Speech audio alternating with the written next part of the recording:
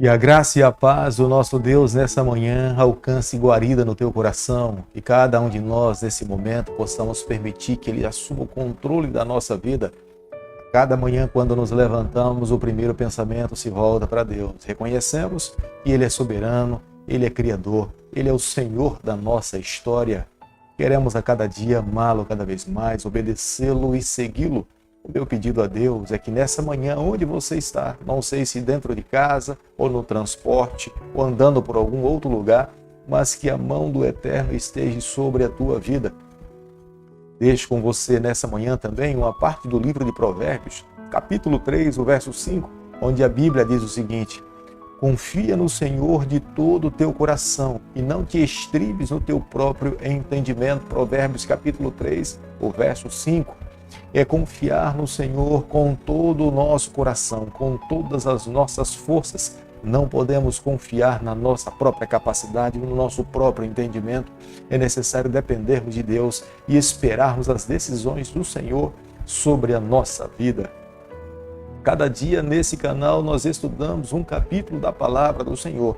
E nessa manhã eu convido você a ter nas mãos a palavra de Deus no livro de Salmo, capítulo 10, o verso 1. Porque, Senhor, te conservas longe e te escondes na hora de tribulação.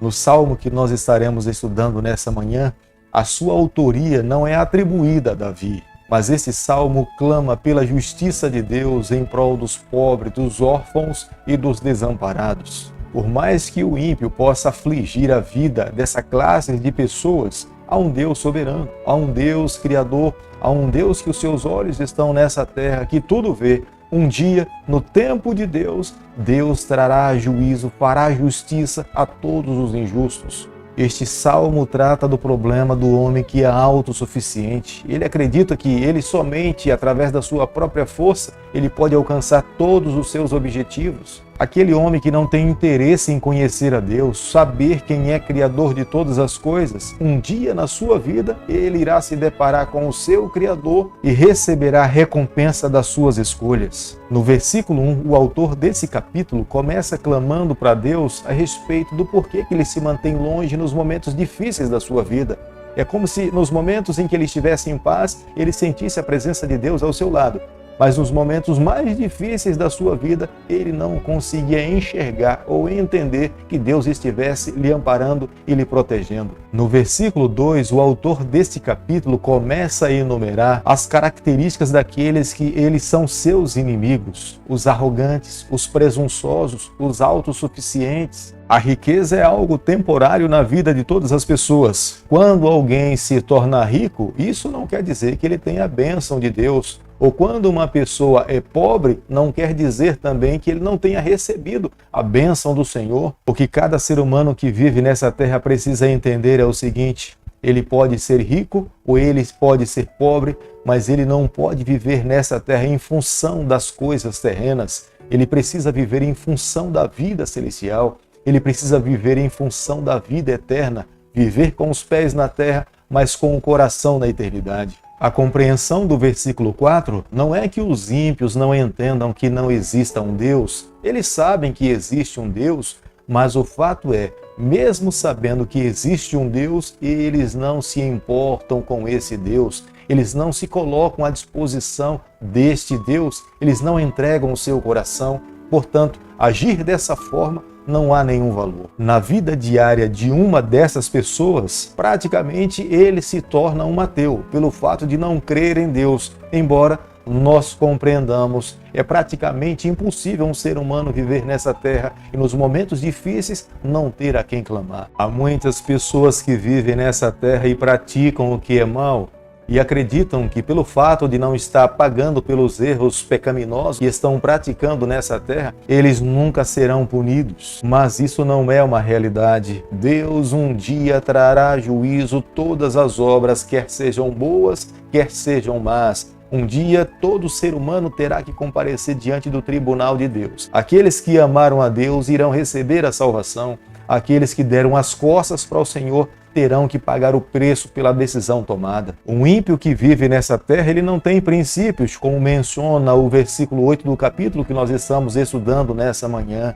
Ele pode atacar um vilarejo porque ele não tem princípios morais na sua vida. Portanto, roubar alguém ou ofender um órfão ou uma viúva, para o ímpio, isso não é nenhum problema. O grande problema do ímpio é tratado nesse capítulo porque ele não tem consciência como o cristão o tem.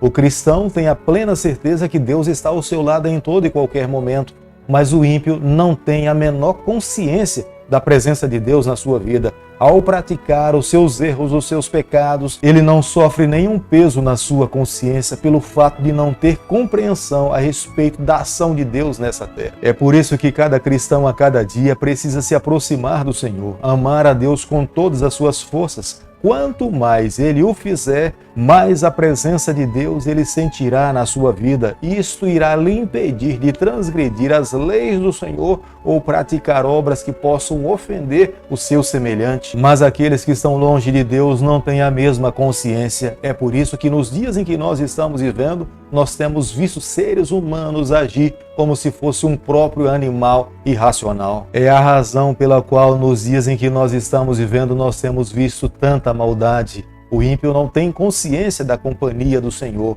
O ímpio não tem consciência do juízo final. Por não ter a mesma compreensão de um cristão, ele vive em função de si mesmo. Ele vive para agradar o seu próprio ego, sem pensar nas consequências das suas próprias decisões. O autor do capítulo 10 termina enfaticamente falando que um dia Deus irá trazer juízo todas as coisas. Deus não deixará impune o ímpio. Deus também não deixará de recompensar todo aquele que vive uma vida íntegra diante de Deus. Por isso que hoje é o dia de tomarmos as nossas decisões, fazermos as nossas escolhas. Quanto mais nós nos aproximarmos do Senhor, nós teremos um coração sensível para entender as verdades de Deus para a nossa vida. Quanto mais distante nós estivermos do Senhor, mais o nosso coração estará embrutecido com o pecado. E esse coração não terá nenhuma noção da malignidade do pecado onde está envolvido. Querido amigo, nessa manhã, ao concluirmos o estudo do capítulo 10 do livro de Salmos, eu e você, nós precisamos chegar à seguinte compreensão. Todos nós que vivemos nessa terra não podemos negar. Nós nos sentimos incomodados com tanta injustiça que vemos dentro da nossa sociedade.